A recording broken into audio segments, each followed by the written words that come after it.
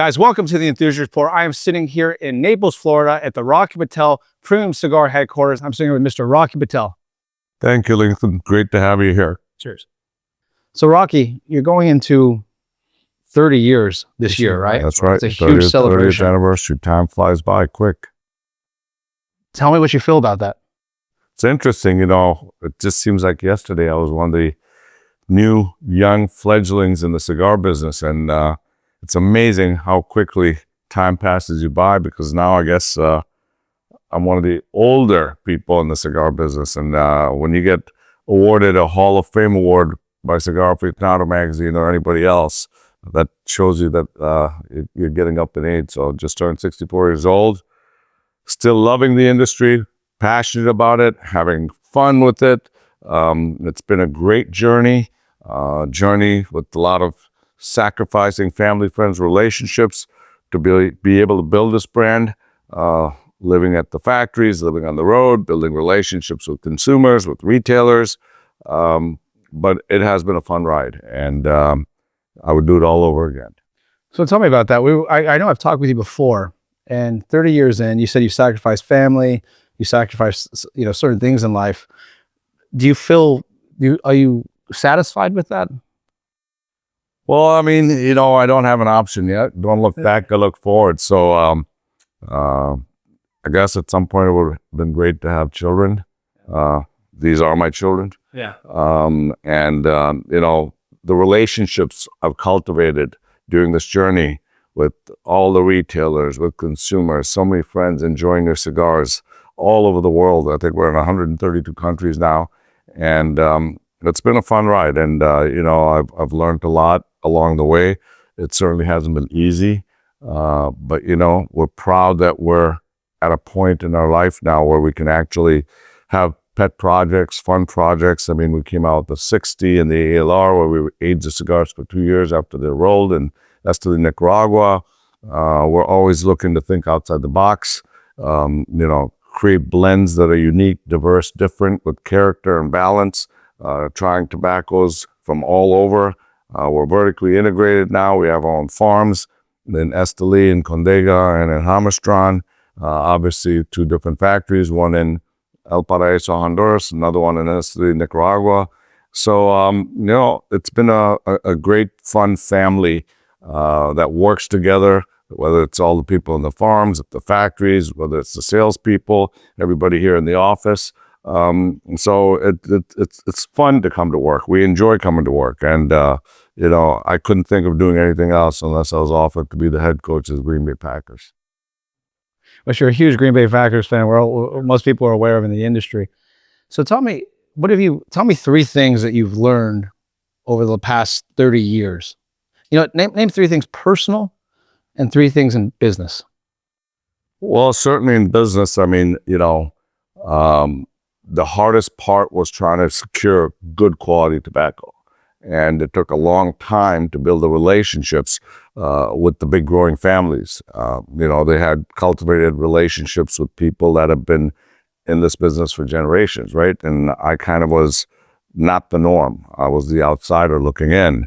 I started this from scratch with 3 employees out of a little warehouse. And, we built it to where we've got over 2,500 people working for us directly or indirectly. So I think to earn the respect of my peers, and it was a combination of hard work, dedication, passion. Also, I think that, working hard to help save the industry from FDA regulations, from SCHIP, taxes, anti-smoking regulations. So I think the most important thing here has been the respect now I have with my peers, the Fuentes and the Padrones and the Plasencias, and that's important, right? So I think that has been, for me, an accomplishment that I'm proud of. And then secondly, I think, we've really, really focused on quality. And I think we have some of the strictest quality control standards of anybody in the business. We spent so much time on not only the farming and the curing and the fermentation and aging of tobaccos and having old tobaccos in the inventory to make great blends and consistent blends. So that's very, very important. And then lastly, I would say that, I've learned so much about this business. I've learned so much. We work so hard to make great quality cigars that we also are proud of the packaging of how we present this luxury lifestyle product, this cottage industry that we call handmade cigars. And so, creating an iconic brand, we're very proud of it. I think that, it's something that hasn't been easy. And so, I think there's a little legacy to be left with it. So I think that's what I'm most proud of. On a personal basis, I think that, the friendships I've made, whether it's a blue collar person, a CEO of a company, it's an athlete, it's a musician, you meet so many diverse people and people of all races and religions. And the best part about a cigar is it brings people together. When you sit down and share your experiences, or you can talk about life and politics and sports. And, I've always said, if you took some of the great leaders in the world and put them together over a cigar and a bourbon or scotch, we wouldn't have too many problems in the world. And so I think that's very enticing about what this beautiful product does. I think that obviously, the older you get, you feel a little more mature, a little more balanced in your life and their way of thinking. And lastly, I think, I'm very proud of the fact that I also get an opportunity to, cook, which I enjoy, to fish, to golf, to play tennis, to visit and travel all over the world, from, whether it's Serbia or it could be, Croatia, Africa, India, Middle East, all over Europe. So, the experiences to be able to go out in this journey and have the food and have the good wines and share cigars and be able to see the world, I think personally that's been very satisfying. So to narrow down the business, would you sum this up as I think you nailed on number one was relationship. Yeah. You spoke about relationship. The second part you spoke about was quality. Yeah. Right, and then the other thing you spoke about was respect. Right, so you had you talked about the relationship that you have with people, the respect you got from your peers, and the quality you have for your product. Do you believe, because we spoke about the cigar industry, but let's talk broader, right? As a business as a whole, those three characteristics, do you think those are those kind of things you stand by when it comes to any business? So let's say you went and started another business tomorrow. Yep. Would you carry those same characteristics in another business that you have for the cigar industry? Absolutely. I mean, you have to start with quality. If I'm going to open a pizza shop, I'm going to open it right across from the hottest selling pizza place and make sure that my pizza is better, the quality is better, everything's better, the presentation is better, the service is better, the employee is better. So that, if you don't have quality in whatever you do and strive to pursue to perfection, right? Basically make sure it's the best. And then you have to think outside the box, and you have to cultivate relationships. You have to cultivate relationships with your customers. You have to cultivate and guarantee that whatever you're making, whatever you're doing, whatever journey you're on, that you take on, you build the relationships, the service, the customer service. So with quality customer service, and then finally, I think you have to think outside the box and take some risks. Don't be scared. I don't believe in the word no one cannot. That does not exist in my vocabulary. I'll never figure that out, So there's times you'll go to a restaurant and you want to sit there and they go, oh, no, you can't sit there. And I'm like, we fly to the moon. Why can't we sit over there, So, I think that I don't believe in luck either. I think that if you work hard and you have that work ethic and, you really strive, results will follow. You just have to be patient. They don't come overnight. They do take time. But if you are persistent in that journey and you have that work ethic and you have a good sense of being and a good soul and create relationships and you're passionate about it from your heart, success will follow. What do you think is it that drives you? Was this something that was naturally inherited? Was there a point in your life where, was it something from your family? Was it something or did you have a mentor at some point when you were younger that something clicked? Or have you always had the mentality of, like you said, for example, about the seat, right? You said, I walk in a restaurant, they tell me I can't sit here. You say, we go to the moon. Have you always had that way of thinking, or is it something you developed? I think it's a combination of a few factors, right? So I saw how hard my grandfather worked. and I saw the work ethic he had and the things he accomplished. And he came from nothing. He had a little bit of an education, but we lived in Africa at the time, and he built a big farming business. It was actually growing sisal, 50,000 acre plantation, quite big. And he managed to work persistently and hard. And then all of a sudden, a socialist government came in and we lost everything. They nationalized everything, took everything. And he started again back in India with the ball bearing factory. And so, I learned a lot by watching and appreciating his work ethic. And then I think partly it's genetic too. I'm very driven. I'm very competitive and everything. I mean, we played volleyball the other day at the beach. We had a national sales meeting, don't like to lose and want to win every point. So I think it's a combination of those things of effort, working hard and dreaming and trying to pursue the dreams and challenges. And so, I went to boarding school at a very young age, I think at like 10 years old, and 2,500 miles away from home. And it wasn't one of these cushy boarding schools. It was, there was a lot of hazing. You basically were bathing out of the shower. By the time the food came to you, the seniors had grabbed all the meat, you got the gravy. I went through some tough times in learning, and it's like, I feel like you could drop me anywhere in the world and I can survive. So, it's a combination of all those factors: tough life, work ethic. I went to law school in the evening program. I worked all day at a law firm, literally would get in the car at 5:30, drive, have a sandwich, go to school, be done at 10, be in the library till midnight, 1 o'clock. When I started my own practice, started working, we were working weekends, we were working late nights. When I started the cigar business, it was the same thing, 320 days on the road, 600 cities in 700 days. So, I wanted to make sure that I don't fail. And that's the biggest thing I have, is fear of failure, regardless of how successful you are. But at the same time, you're not afraid. I know, but I get those dreams. I get those dreams that I didn't pass the bar exam. I get the dreams that I'm not prepared for an exam in college or in school.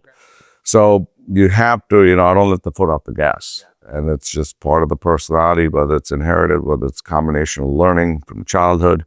So I think it's a combination of both. So you're talking about boarding school, and you were saying that it was not some cushy boarding school. Do you believe that this generation nowadays is so different than maybe your generation compared to my generation? The next generation is so different that the things they were doing back in boarding school back then, today they shut it down. And do you feel that most people should go through something like that?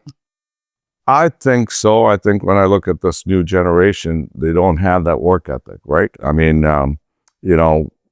Mental toughness and being able to conquer difficult periods. And everybody has difficult periods in their life. Nobody's life is easy. We all have our set of problems.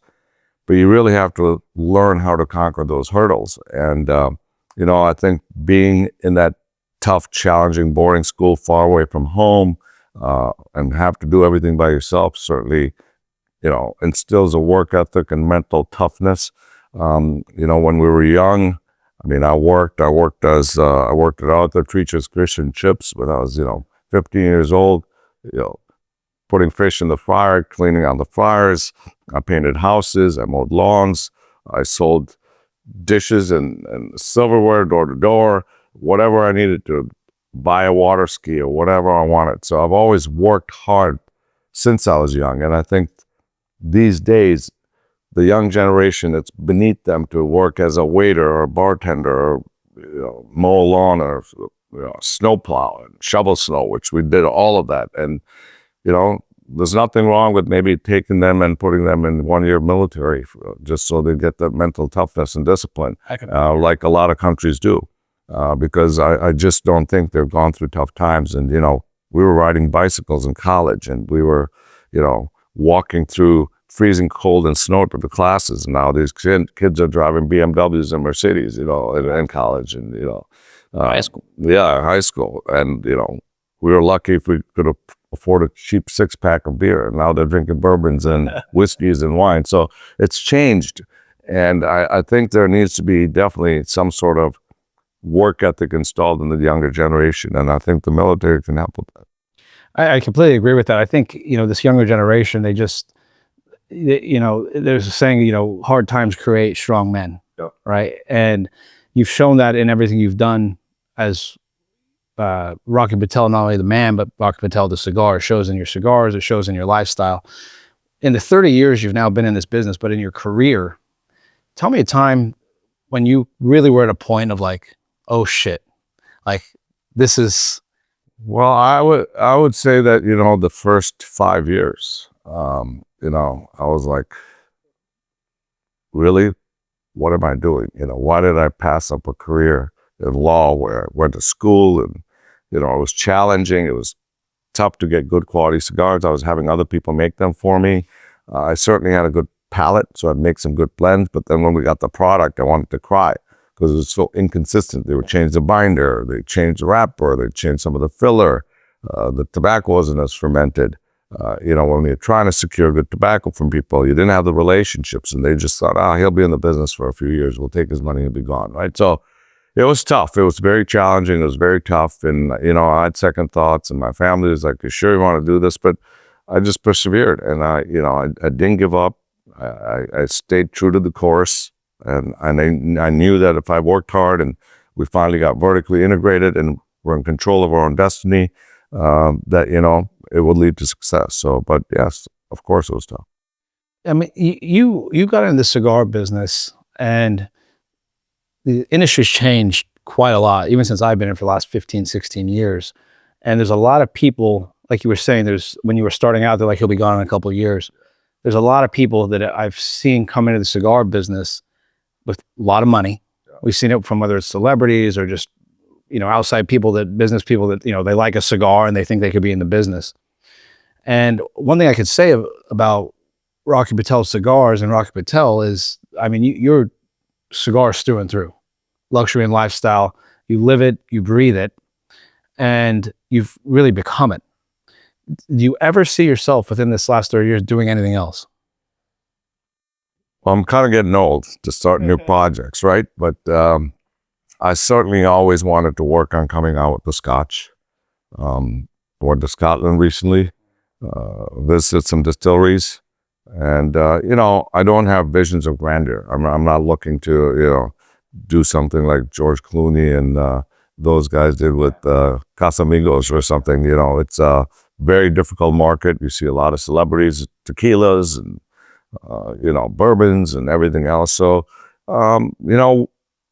when we advertise in your wonderful magazine and it exudes luxury, certainly it's easy for me to put a nice bottle of Scotch next to the fine cigars that we display.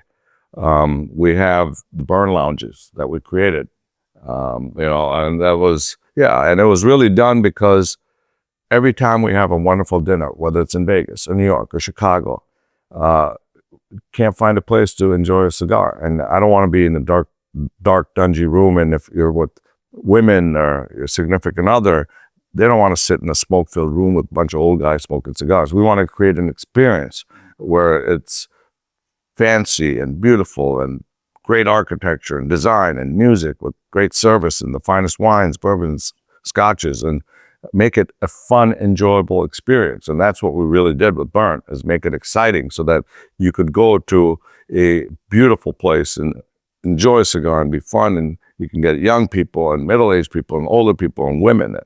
And so we have an opportunity to have the Scotch there too, right? So yeah, that would be something I think I would want to do. I certainly enjoy cooking a lot. I'm thinking about taking some time off at some point and going to France and go through proper culinary training, because that's my passion, is cooking and entertaining. So, and I do want to spend some personal time, hopefully get into a good relationship and be able to travel with that person. My parents are getting older.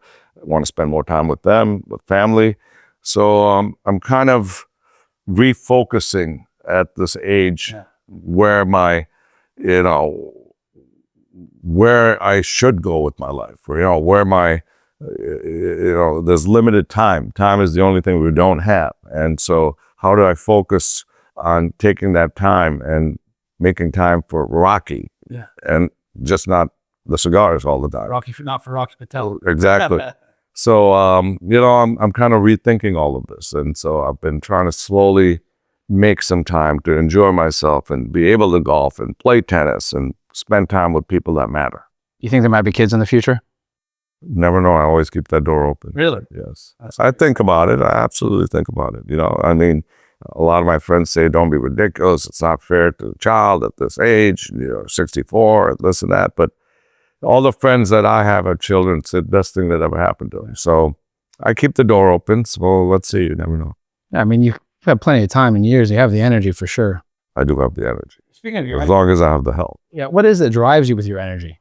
I mean, you're known not only in the industry, but you're known worldwide to have more energy than probably people in their 20s. Well, that's been interesting you said that, because we just had our national sales meeting, and I think it was 5:30 in the morning, 5 in the morning, 4:30 in the morning, and then wake up early at 7 and start all over again. So I just have energy. I can't sit around and just watch TV and just read a book. Even when I go to the beach, I got to play volleyball or throw a football around or do something. I'm very active. I'm not one to just sit around. I like to keep busy and I like to do stuff. So it's just in my genes. So what do you think it is that drives you though for that?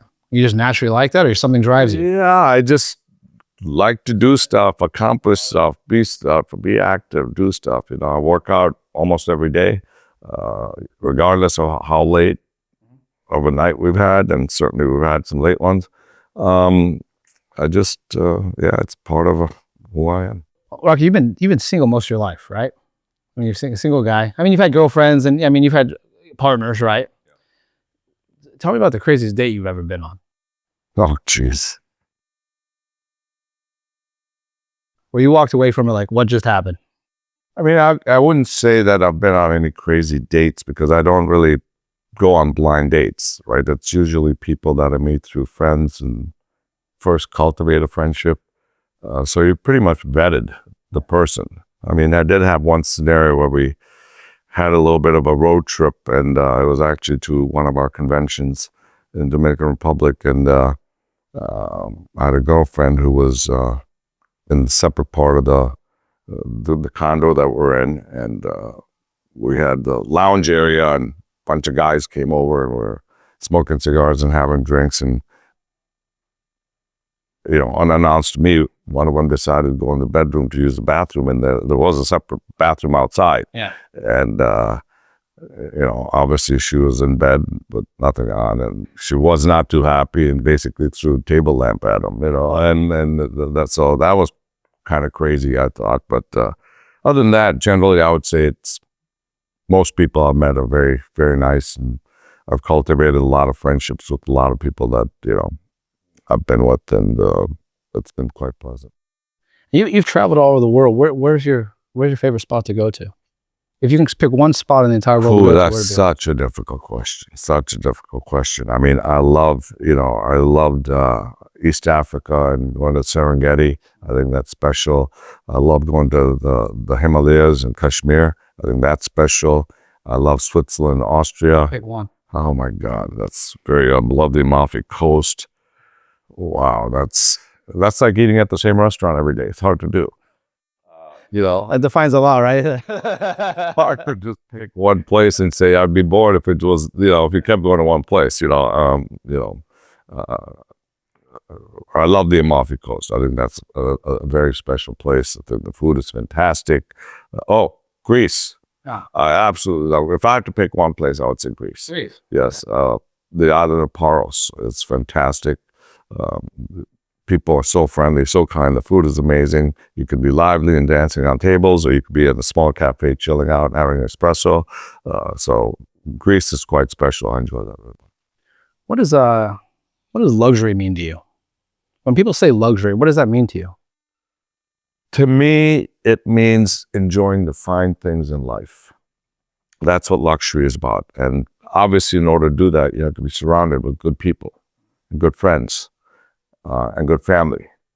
And, luxury could be traveling somewhere and spending a week on a beautiful yacht. Luxury could be enjoying a great Brunello. It could be having a fantastic meal somewhere in Spain. It could be great sushi in Japan. You know, it's enjoying some of the fine things in life, whether it's caviar or, you know, I recently ate at, you probably know this guy, Ivan Funky's restaurant. He's got one called Mother Wolf in Hollywood, one in Miami, one in Vegas.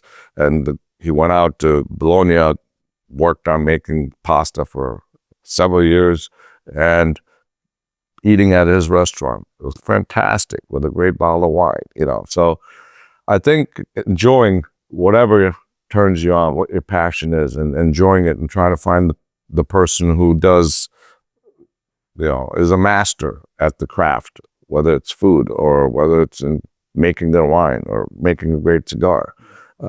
And if that's presented in a beautiful manner, you know, that's luxury, right? I mean, whether it's a pair of shoes, clothes, I mean, it's personal to a person as to what their passion, enjoyment is. And sometimes it could be a diet that I have a smash burger in, or you know, good kebabs in some dive place in India. So, you know, obviously it shows that I'm very passionate about food. So, yeah, I mean, that's what luxury really means to me. Name to me 3 traits that you believe today make a great man. Well, I think In 3 words. kindness, loyalty, and work ethic. And in what order? Kindness, loyalty, and work ethic. I would say just in that order. Just in that order. I mean, nothing makes you feel better than giving, right? Anytime you do something charitable, something, you know, we put kids through college here and pay for their tuition, pay for, you know, their housing, everything else. I mean, when you take care of all these people and you see all these people, I was just in the factory in Honduras, and as soon as I walked in, you know, everybody got up and started clapping and banging their shabeta. You know, you know, and when you take care of these people, work so hard and really don't have much money and you know, very hard life, you know, that's fulfilling. And so, you know, giving is very fulfilling. There's nothing better than, you know, of course, laughter is a great quality too. And very few people make me laugh, but when they do, I enjoy it so much. And so I think kindness, giving, you know, I think that is very fulfilling. And then, you know, when you have people that are loyal and fair and kind that work for you for a long time, and that's important. And of course, to have that work ethic to really pursue instead of just sitting around doing something. So I'd say those 3 qualities. You built a multi-million-dollar business from the ground up with every odd against you, especially in a time in an industry, and being from Indian descent in an industry that's mostly Latin, all right? You were against all odds. What advice do you give to people that were in your shoes when you started? What advice do you give to people that are starting a business? Well, I think that first of all, you really have to learn and educate yourself about tobacco. And that starts at the seed beds, and then in the farm, and then in the curing, and most importantly, in the fermentation process of, you know, fermenting the tobacco. And soon after that, in the construction. So you really have to learn, visit as many factories as possible, see what people are doing wrong, what people are doing right. Try to pick up all the things they're doing right and implement them in your making of cigars. You know, have strict quality control standards. Do not sacrifice those. Work hard, think outside the box, try to come up with blends that are different, packaging that's different. You know, work hard and build relationships with the retailer, consumer.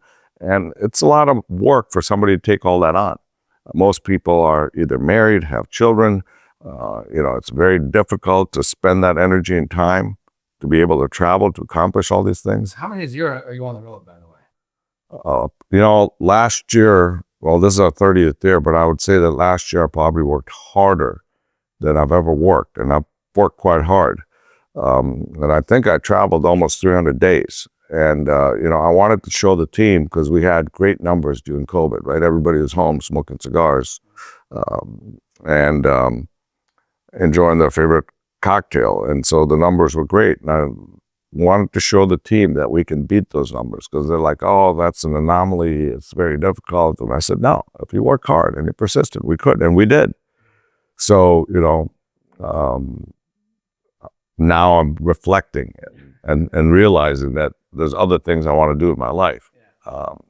Turning 64, when you get out of bed, the body aches and everything else aches. And there's other things I want to do. And so I'm trying to manage my time to spend more time to do things for myself that I enjoy, because, you see people often getting sick and unhealthy, and, take care of yourself and want to do things that make me happy. What brought you the most joy, would you say, in your 20s and 30s? And what brings you the most joy today? And how has that changed? Well, I think in my 20s and 30s, I was out running around, gallivanting, having fun. Certainly when I started this business, I was completely focused on trying to succeed. And now, what makes me happy is spending time with my family, with my friends, entertaining at home. Sometimes it could be 4 people, sometimes it could be 50 people. I think that's what makes me the most happy. I really enjoy athletics. I've been playing a lot of tennis recently. I hadn't played in 40 years. Playing golf, working out, cooking. Do you believe in the beginning stage, or at any stage, to go to where you've been and where you've gone, that there should be a work-life balance, or can there be a work-life balance? I don't think when you start out in a fledgling business that there can be balance. I mean, if you look at Jeff Bezos, if you look at Elon Musk, if you look at anybody that started any one of these successful companies, I think they were pretty much dominating most of the time working. There wasn't really much balance. So you have to focus, and you have to get to a certain plateau that you can kind of say, well, we're a semi-automatic pilot. But you can't completely let the foot off the gas. So once you get there, then you can reorganize the business and bring in professional people and skilled people that can help you to create that work-life balance. But it's very rare that you create a business and you just walk away and it's just running by itself, right? Especially a business like ours, which is family-based and based on, your name and based on your vision. And I guess one of the challenges for me always has been that, I'm also a little bit of a control freak. And, I'd like to have my hands in everything. But as I get older, I'm starting to surround myself with people that can make those kind of decisions. And yeah, I can look at stuff and say, yes, I don't like it, or I do like it. So I'm trying to take a role now where, other people that have the skills, or have learned the skills, and, are participating in the factories and taking care of some of the events and some of the other things and some of the marketing and everything else. So. I mean, that's kind of an attribute, right? I mean, for anyone that's successful, and especially in their business, and is passionate about their business, to kind of be a control freak. I mean, some people say it's lonely at the top, right? Yeah. And do you think that's actually something people should get used to when they're starting something out? It is. I mean, it can't be everybody's friend all the time, right? Sometimes you have to make hard decisions. I mean, nobody likes to fire anybody. Nobody likes to, replace people. And, sometimes the business grows to a level where, you need a different skill set of people. And it becomes difficult because you have people that have been loyal to you for so long, that have been with you so long. So, we've been blessed to keep those people and just kind of change their role. And, people don't like change. I mean, even in our company, when we get the new CFO, or we get somebody senior into a position, they feel like this is their fraternity and they don't want somebody else. So, these are the challenges I'm facing now. So, I've often thought about bringing in COO, to kind of help manage the day-to-day business so that I can free up my time and do other relevant things. So these are the challenges we're going through right now. What do you think is the hardest decision you've ever had to make in your career?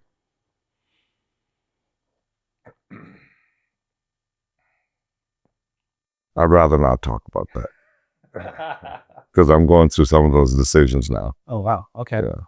You have a, Well, I can tell you a decision. Well, certainly, we have a very, very good relationship with the Placencia family, and we've been working together to make cigars for a long time, and we're working on building a new factory in Estelí. And so, when you have such a good relationship, how do you take product from there and move it to your own factory? And so, those are type of tough decisions that you face to make. We work with other people that have been good and loyal to us at General Cigar, where we make some of the vintage. And so there's always that thought process, well, why don't we move it to our own factory and make it, but then we've been loyal and we've stayed with our people and we've kept our relationship. So those are difficult decisions, choices to make. You have a sign in your boardroom that says "Work hard, play hard." Yep. Is that a motto that you have here at Rocky Patel? Pretty much. What does that mean? That means that, if you have to work weekends, if you have to work till 10, 11 at night, you need to do that. And at the same time, we want you to enjoy life and enjoy it to the fullest. And as long as you're not abusing anybody or offending anybody,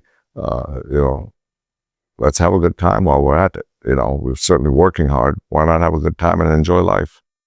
There's a discussion in the industry we talk about quite often. You have brands, let's say like Romeo and Juliet, right? Or you have brands that don't really have a face to the name, right? Rocky Patel has Rocky Patel.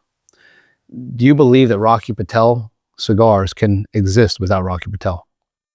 I believe so. I mean, if you look at the last 15 years, we've completely changed our marketing campaign where I'm not the face, right? So the brands speak for themselves. There's beautiful photography with the beautiful cigars and packaging. Our whole strategy has changed from focusing on my name and likeness. It's really the brand that speaks for itself, whether it's the Go label that you're smoking or whether it's You're the Snake, thank you, or Conviction, or, I think that the brand identity has changed. Certainly my brother's on the road almost more than me doing events. We have my cousin Nimish on the road, Dave on the road. So, I think that the brand has evolved to a point where it's not just dependent on my name and likeness. So, in your 30 years now in the industry, how have you seen the cigar industry change? And do you believe it's changed for the better or for the worse? Yeah, I think there's better cigars being made now than ever before in history. I think that everybody that's making cigars are making great quality. They're focused on quality. I think there's a lot more science been involved in the agronomy and the growing of the tobacco.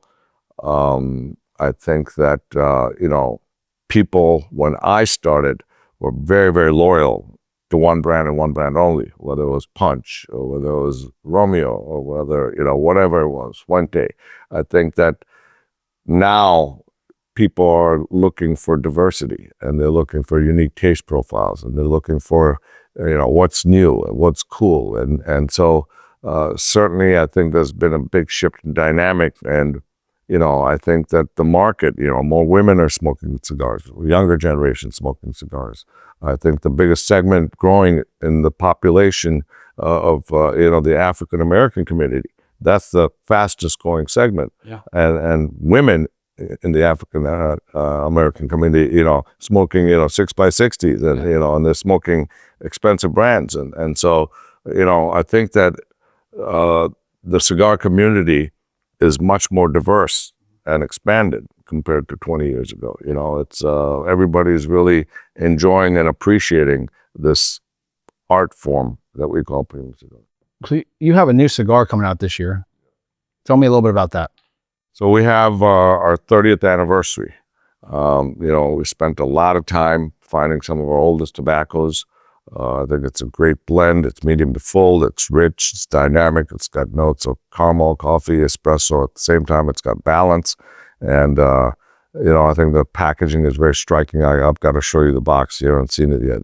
It's unique. It's got a color that we use in packaging that I don't think anybody's used. It's teal. Wow. And certainly I think the box is something that you'd keep as a keepsake.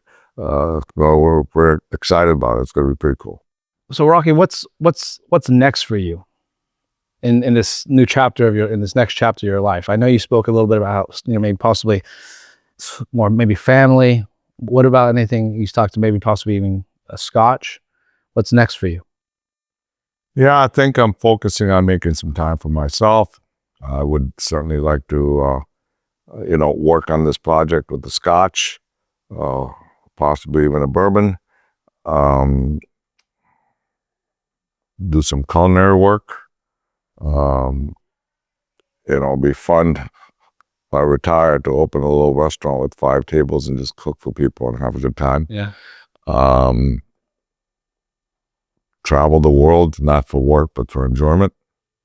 I want to go to Tokyo for a month just to eat. I mean, not Tokyo, Japan, just for a month just to eat. Um, and yeah, work on enjoying some spare time with my family and friends. So Rocky, what's a day-to-day of your life? I wake up and I usually hit the gym. When you travel? Even when I travel. I either hit the hotel gym or I have these YouTube workouts, 30 to 45 minutes. They'll work out in the room. Sometimes strength training, sometimes it's cardio. If I'm home, I'm playing tennis and working out. Then I'm in the office and putting out fires, dealing with the factories, dealing with marketing, creating blends, sales strategies. It's a very competitive business. So I think the market now is pretty much capped off. I think right around 425 to 450 million cigars that are imported in the United States. So we're basically all fighting for market share. So, obviously we're working on our quality and consistency, but then how do you keep that market share growing, right? And that's about coming out with more creative ways to introduce your cigars to the consumer. Doing unique events outside the box instead of in-store events.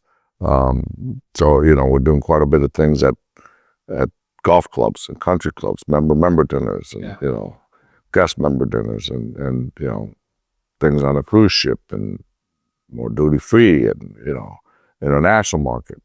So quite busy at work, and then at home I just love to have people over and entertain and cook, and on the weekends too I spend like cooking and trying all kinds of different recipes. One day it might be Korean food, another day it might be Japanese food, Indian food, French food. And then I'll cook. Hard to cook for yourself or for 2 people.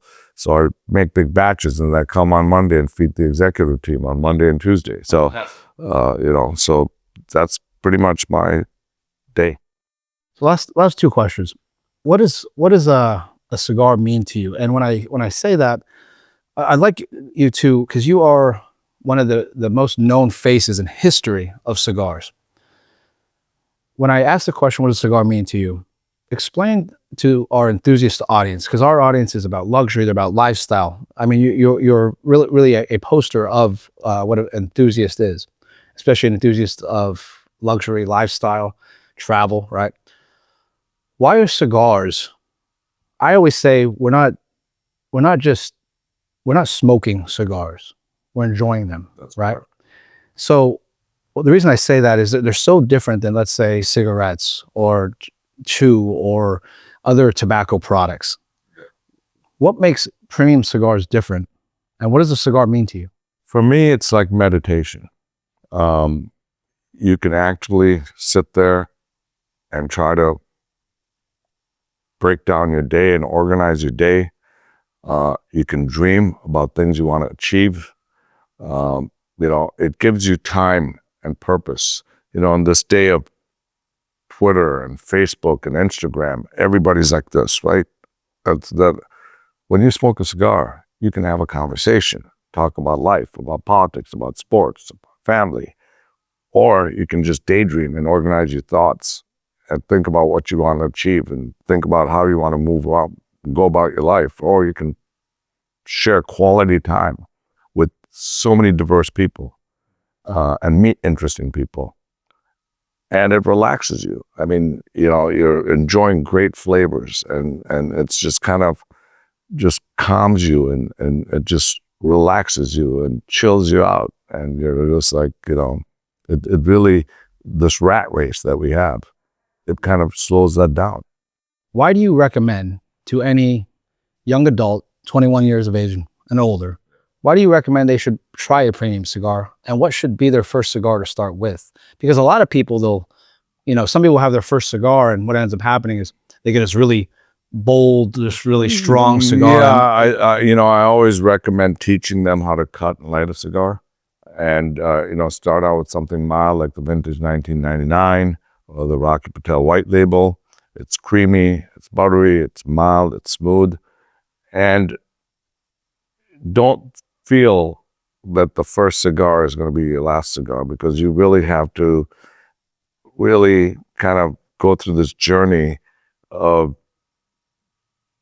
getting your palate and your senses to the point where you really can vet all the different taste profiles, right? I mean, right off the bat, you're not going to get the taste of caramel and coffee and espresso. I mean, slowly when you retro through the nose, you get many more layers of complexity and flavor than just puffing it out. So, find time where you're alone or with friends, relax, enjoy, try different cigars, and over time, your palate will get experienced and your sensory, perception will change, and slowly you will develop over time all these different distinguishable taste profiles and senses and it's just like when you first start out drinking red wine. You might be used to something sweet like a Camus, or a lighter wine like a Pinot, and then ultimately graduate to, a Cabernet or a Brunello or a Super Tuscan, and for those of you that drink white wines, you might start with, a Sauvignon Blanc, and then over time you get into something oaky like a Big Chard. So give yourself the opportunity and time and cultivate your taste profiles, and it takes experience to do that. And so you keep smoking them, keep trying them, talk to somebody who's an experienced smoker to teach you how to enjoy a cigar, and learn about it, and it'll be life-changing. Would you agree that premium cigars are no different than a fine scotch, a fine wine? Absolutely. I mean, the way we make them, the time it goes into making a wine, and the time it sits in the barrels and, absorbs all the oak and the wood, and, and same things with bourbons and scotches. It's about time. I mean, by the time we plant a seedling in the ground, time you get a cigar in a box, it takes 4 to 5 years. 300 different hands touch the tobacco. A lot of labor, passion, and love goes into making a cigar. So, yes, I think they're quite similar. They're enjoyed in a similar fashion, and they pair well with each other, and quite similar boutique industry. Why are they different than cigarettes? Well, cigarettes, first of all, you don't cure and ferment the tobacco. Basically, the tobacco is dried on the stalk in the farm. When you ferment it, it gets rid of the nitrogen, the boron, the potassium, the magnesium, all that fertilizer that the plant was holding to make it nice and strong in the farm. You have to bleed that out over time. It takes 4 to 5 years to do that. It's the natural biological decomposition of the tobacco. And, there's no filter, there's no paper that's added. The nicotine and tar level is much more, plus you inhale. This has layers and layers of taste, whether it's mild and creamy, whether it's peppery and caramel and cocoa and coffee and espresso. You just don't get that from a cigarette, and so these are blended with tobaccos from all over the world, with proper care is taken to cure the tobacco, ferment it over time, age the tobacco, blend it. So it's a whole different art form. I mean, I've never even touched a cigarette. I mean, they're completely different. We wanted to do it. And the cigarettes have that sharp ammonia, acidic, smell and flavor, and it's just totally different. I mean, just look at that, how that's burning, guys. Look at the art that goes into this, and every Rocky Patel cigar is pretty remarkable, isn't it? And it does not happen automatically. There's a lot of work that goes into it. So, Rocky, last question. Tell me what in your years now, it's 64, right? Yeah. What's the purpose of life to you? For me, I pray every night that I can help people and get back to people as much as possible. I want to make sure that I'm there for my friends and family, spend a lot of time with people that matter, enjoy the fine things in life, explore the fine places in life, and laugh and try to be happy. Wonderful.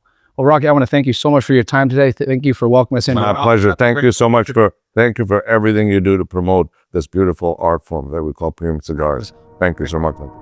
Guys, make sure to check out Enthusiast Report on YouTube, on Spotify. Follow us at Enthusiast Report. You can follow me on Instagram at Lincoln B. Salazar, guys. Make sure to follow Rocky Patel Cigars on social media, as well as Rocky Patel Personal, guys. Cheers.